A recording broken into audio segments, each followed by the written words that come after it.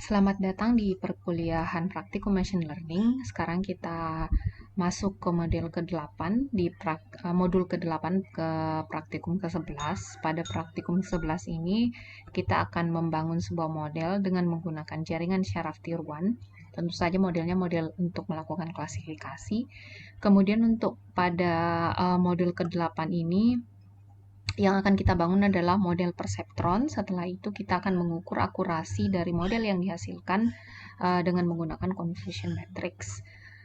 Nah, di modulnya di sini bisa lihat di awalnya itu ada dasar teori. Saya kira saya tidak usah bahas lagi karena dasar teorinya kita sudah bahas di kelas.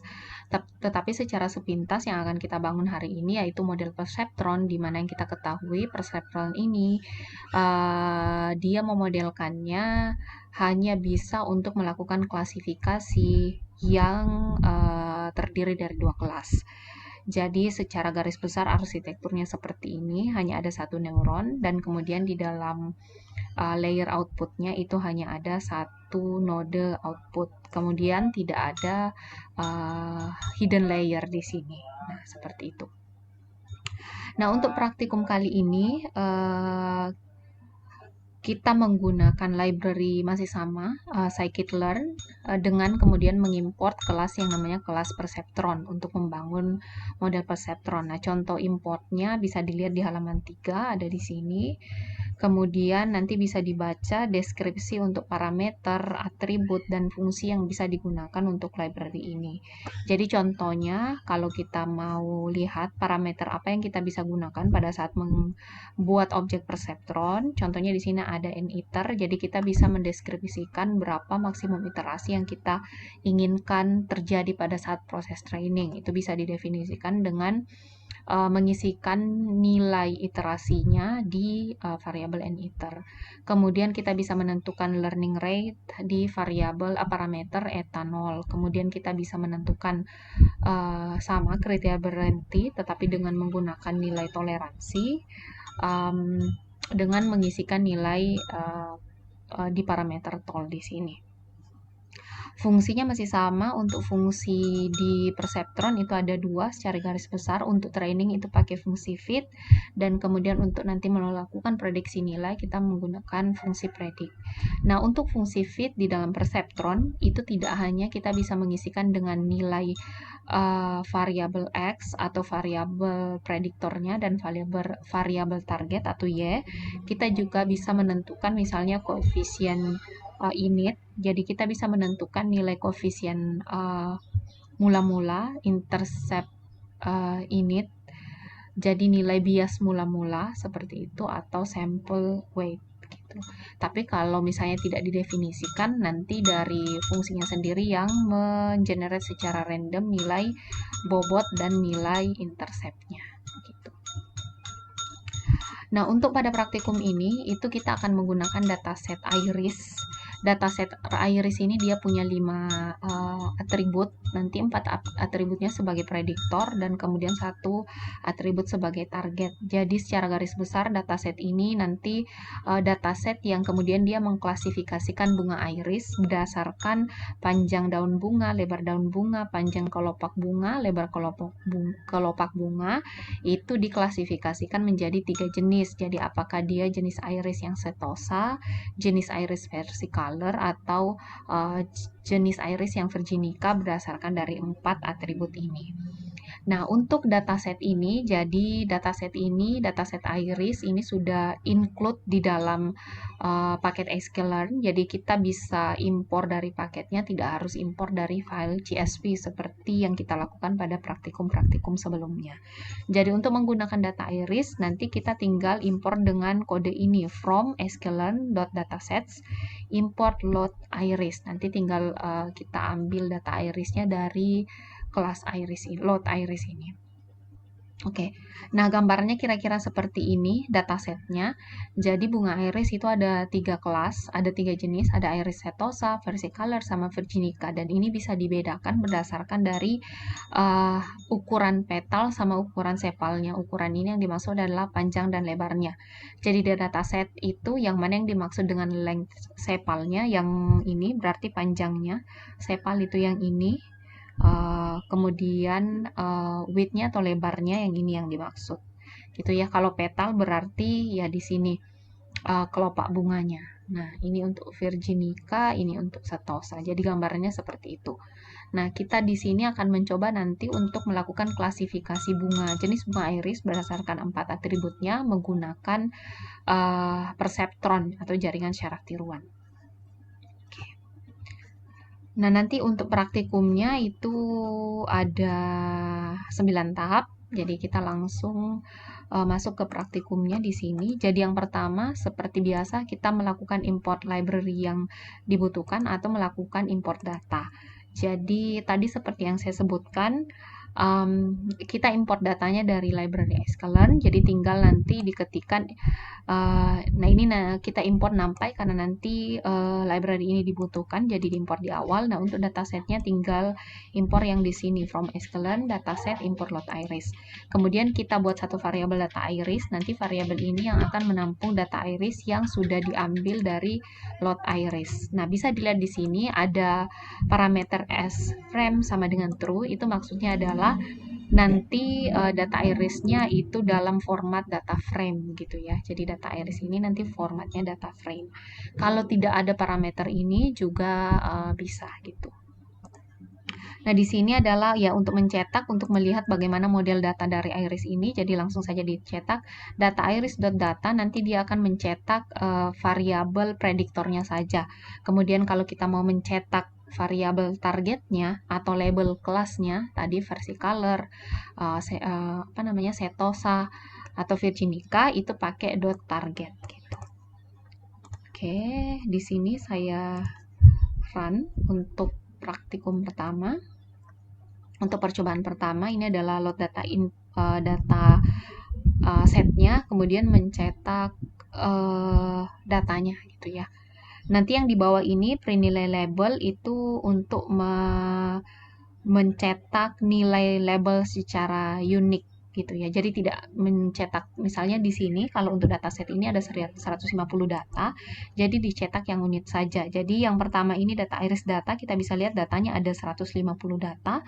Jadi data pertama ini berarti bunga iris yang sepal length-nya 5,1, sepal width-nya 3,5 cm, petal length-nya 1,4 cm, dan petal width-nya 0,2 gitu ya. Nah, ini jenisnya adalah 0. Nah, di sini labelnya sudah dilabelkan dalam bentuk numerik. Jadi 0 ini melambangkan Setosa, yang 1 ini melambangkan versi color, kemudian yang nomor 2 itu melambangkan Virginica. Nah, di sini karena ada yang tidak dicetak, jadi tidak kelihatan label yang 1 gitu. Nah, nilai label di sini yang data iris.target names dia akan mencetak bukan dalam bentuk angka, jadi diperlihatkan labelnya apa saja gitu ya. Ini, jadi yang 0 itu Setosa, yang 1 itu versi color, kemudian yang 2 itu Virginica. Ini berarti kalau dilihat seperti ini, data bunga yang pertama ini dia kelasnya masuk yang Setosa dan seterusnya. Nah, yang kedua ini gunanya untuk apa? Jadi seperti yang tadi saya jelaskan, kan kita mau membangun model yang perseptron.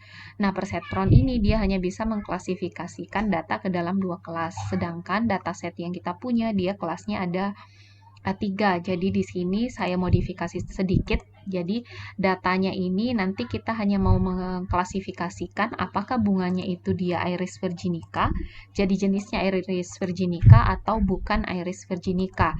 Dan nanti kita mau kasih label ini. Jadi kita nanti rubah label datanya yang kita sudah load. Kalau iris virginica nanti kita kasih label 1. Kalau bukan jenis yang iris virginica, itu artinya kalau bunganya jenisnya Setosa dan versi color itu dikasih label 0 gitu.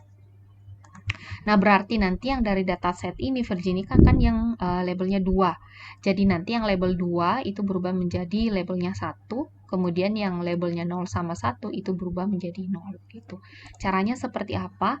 Tinggal seperti ini. Jadi target, kita buat satu variabel target, kita ambil data iris yang kolom target, yang kolom yang ini 0, 1, 2, terus kita kasih sama dengan 2. Jadi maksudnya kalau labelnya itu sama dengan 2, itu nanti nilainya akan true gitu ya. Di sini pasti nilainya akan true. Nah, true ini kita rubah jadi angka, itu dengan menambahkan s-type. Jadi kita rubah menjadi integer. Nah, kalau true itu nanti integernya 1, kalau false integernya 0 gitu. Nah, jadi ketika maksud dari sini adalah nanti variabel target itu isinya adalah target data yang kalau targetnya 2 atau dia bunganya virginica nanti dikasih label 1, kalau bukan 2 itu dikasih label 0 gitu ya. Nah, kita cetak untuk melihat apakah targetnya sudah berubah. Nah, kita bisa lihat di sini. Jadi targetnya semua sudah berubah.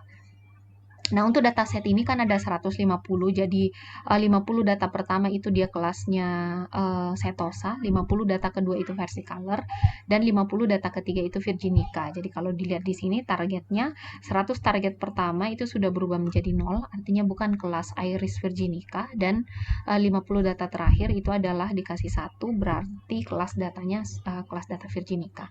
Nah, sekarang kita sudah punya dataset yang sudah menyesuaikan dengan model yang kita mau buat gitu ya dengan menggunakan perseptron.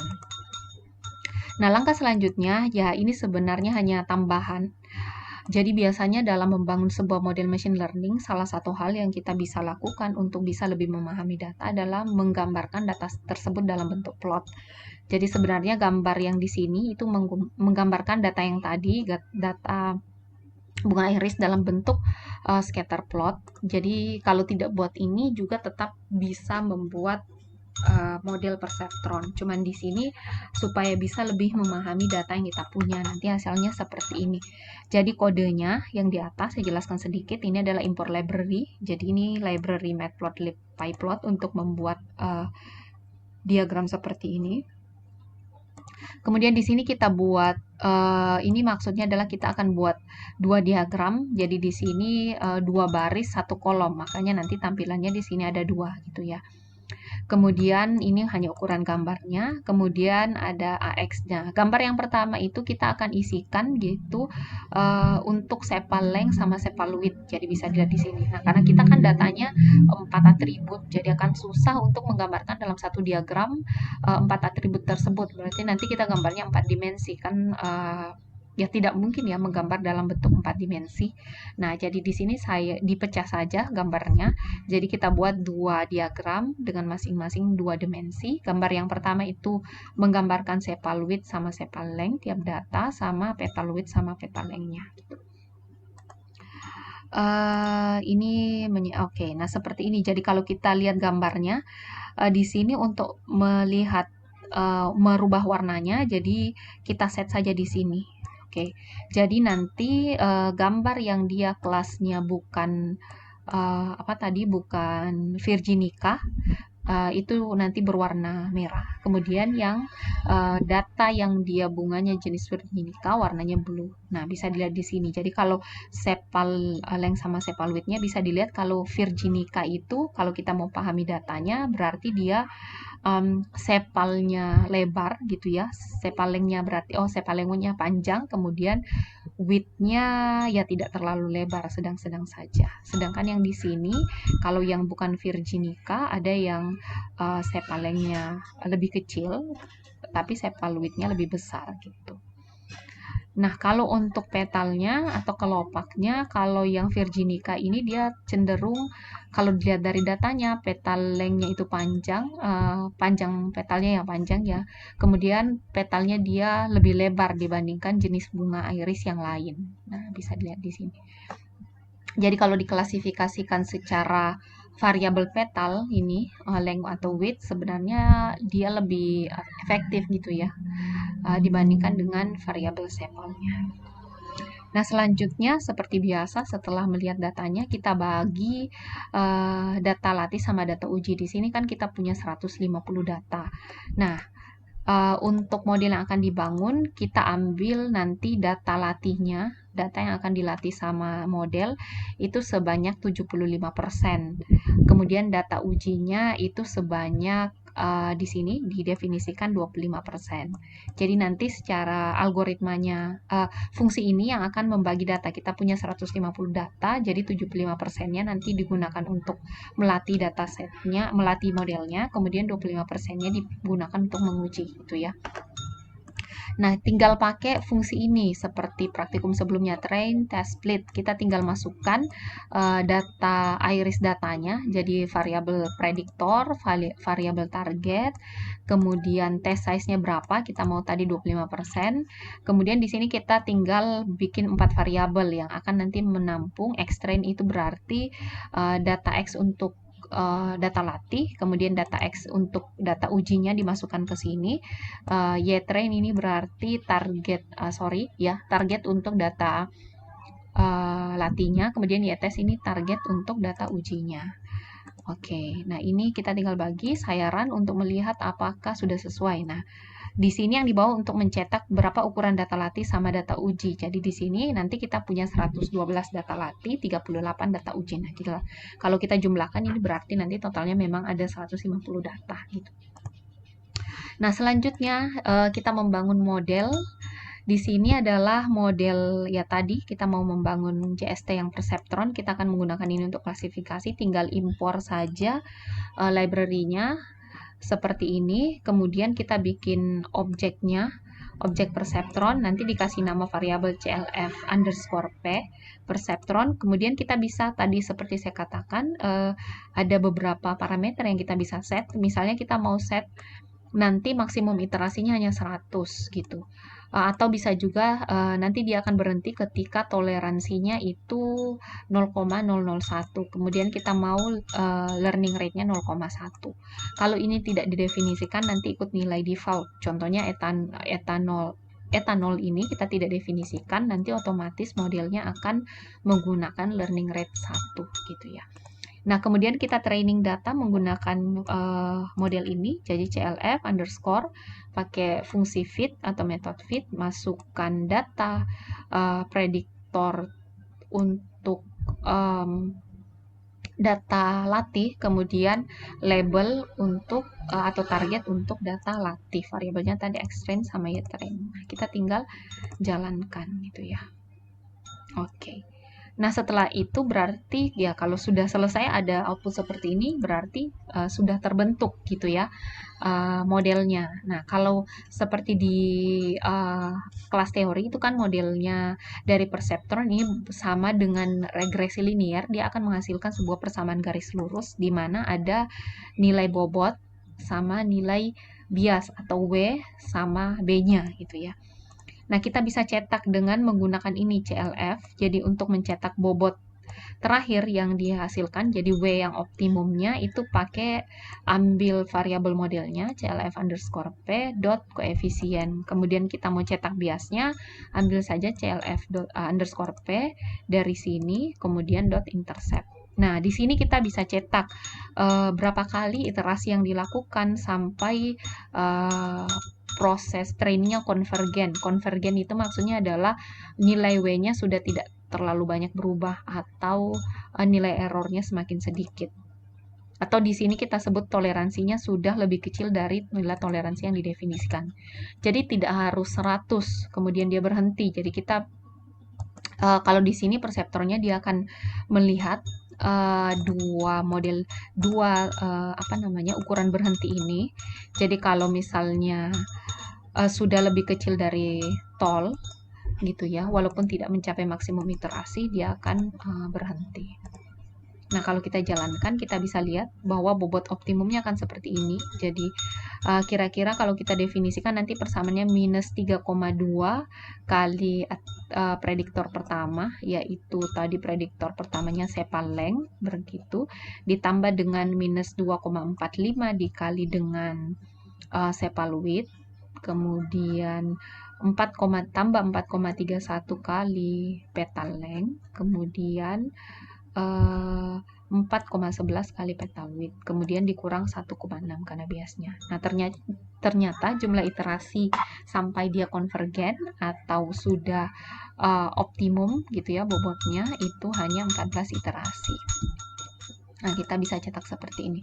Sekarang kita mau memprediksi data. Jadi anggaplah yang kita bagi tadi, yang di sini ada berapa data? Ada 38 data yang tadi kita pisah, itu belum diketahui labelnya. Jadi X-test ini akan kita uji, kita prediksi nilainya, sehingga nanti kita bisa ukur akurasi dari model yang dihasilkan oleh perseptron.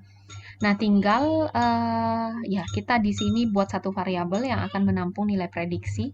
Jadi ya prediksi, kita panggil model yang kita sudah buat clf_p, kita pakai fungsi predict. Kita masukkan prediktor atau nilai X dari data yang akan kita prediksi atau X-test tadi kita tampungnya. Oke, nanti secara otomatis modelnya akan melakukan prediksi kelas bunga yang 38 tadi. Nanti ditampungnya di dalam Y prediksi. Nah, di sini saya cetak saja. Jadi target yang target sebenarnya, jadi nilai kelas sebenarnya itu dicetak di sini Y test, kemudian dicetak juga target dari yang dihasilkan dari prediksi model perseptron.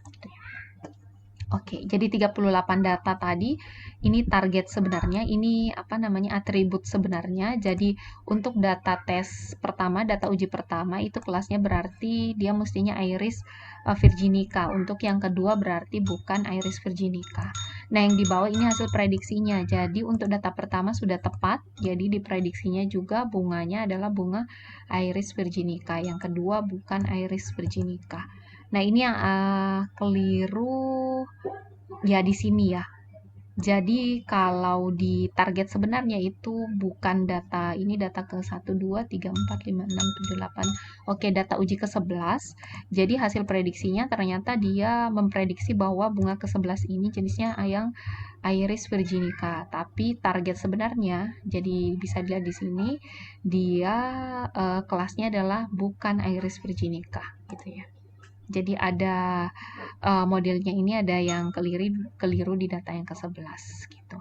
Nah, kalau kita mau uji seberapa akurat model yang kita bangun memprediksi bunga dengan perseptron sama dengan praktikum sebelumnya, kita bisa pakai library namanya confusion matrix sama akurasi score. Jadi nanti tinggal pakai library ini untuk menentukan akurasi modelnya berdasarkan data uji yang kita gunakan.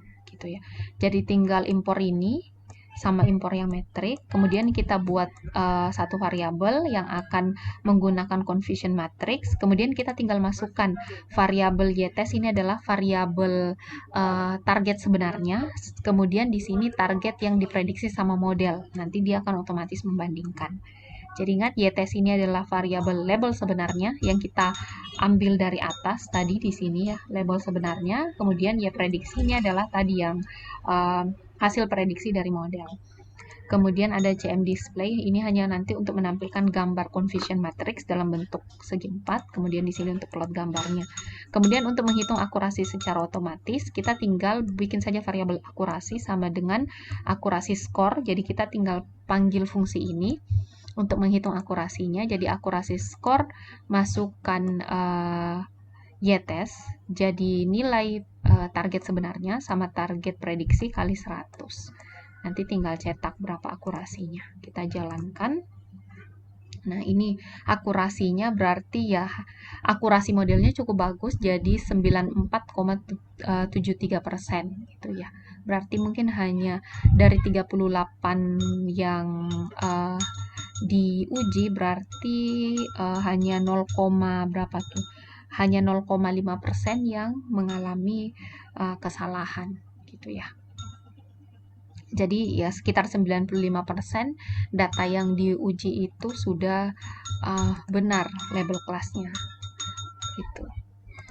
Nah, ini kalau kita prediksi berdasarkan data yang kita bagi dari data set yang kita punya. Nah, kalau misalnya kita mau prediksi pakai data baru, kita definisikan sendiri ya, tinggal sama caranya, tinggal CLF predict ya, kita tinggal masukkan data-data yang akan kita prediksi. Misalnya kita memprediksi bunga iris yang sampelingnya 6,7, 3 cm, 5,2 cm sama petalnya 2,3 cm.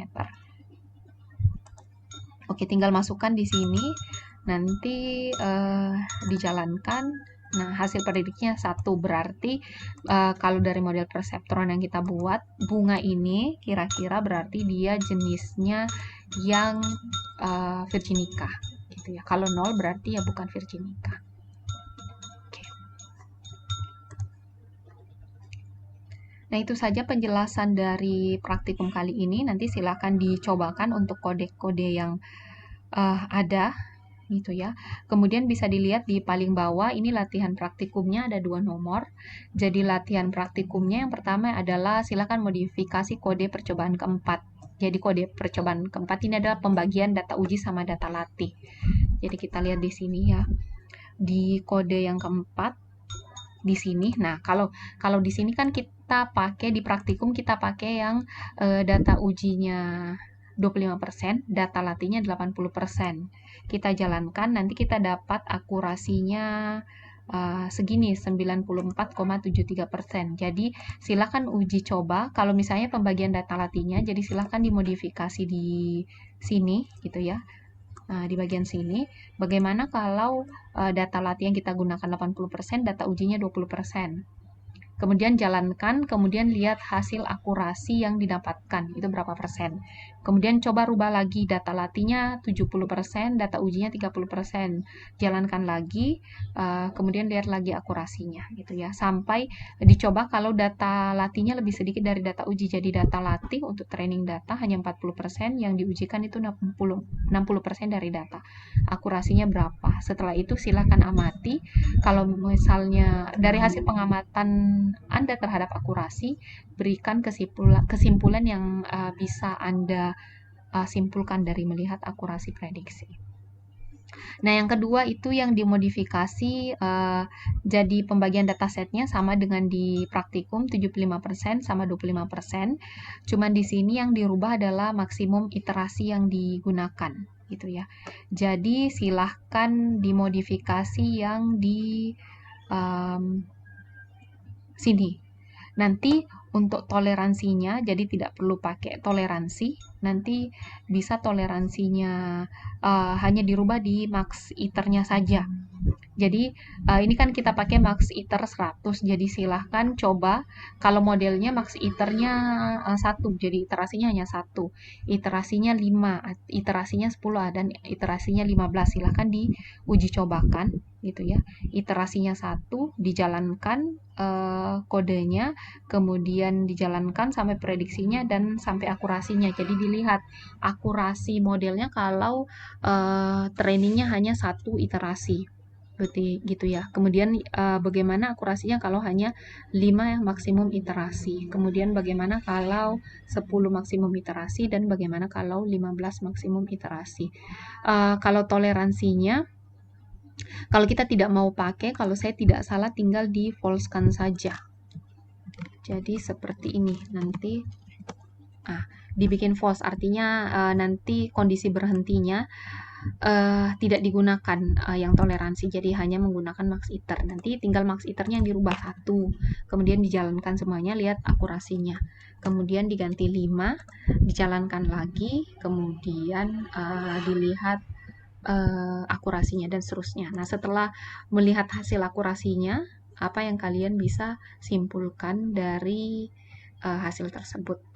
Jadi setiap 1 kali iterasi maksimum ini bisa juga di screenshot hasil akurasi yang dihasilkan di sini gitu ya. Kemudian nanti dicatat di kolom ini. Oke, saya kira itu saja penjelasan untuk praktikum ke-11 kali ini. Terima kasih.